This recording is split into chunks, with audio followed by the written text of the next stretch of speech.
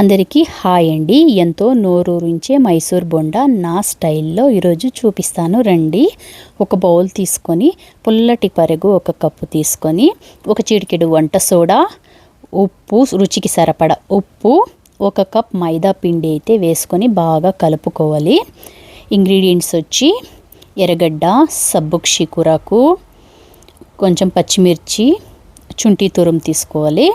ఇవి శుంఠి తురుము, జీలకర్ర వేసుకొని బాగా కలుపుకోవాలి. కానీ పచ్చిమిర్చి, సబ్బక్షి, ఎర్రగడ్డ వచ్చి నా స్టైల్లో అది నేను వేస్తున్నాను ఎక్స్ట్రా. మైసూర్ బొండకి యాక్చువల్లీ ఇది వేయరు, నేను వేసాను ఎక్స్ట్రా టేస్టీ కోసమని నేను వేసాను. తర్వాత స్టవ్ ఇదంతా బాగా కలిపి పెట్టుకున్న తర్వాత ఒక స్టవ్ వెలిగించుకొని బాండ్లీ అయితే పెట్టుకోవాలి. అందులో ఆయిల్ వేసుకొని బాగా కాగుతున్న నూనెలో ఒక్కొక్కటిగా వేసుకోవాలి. అన్నీ వేసుకున్న తర్వాత బాగా గోల్డెన్ బ్రౌన్ వచ్చేంత వరకు బాగా వేయించుకోవాలి. బంగారు రంగులోకి రావాలండి, అంతవరకు వేయించుకోవాలి. బాగా వేయించుకున్న తర్వాత తీసైతే ఒక ప్లేట్కి అయితే తీసి సర్వ్ చేసుకోవాలి చట్నీతో.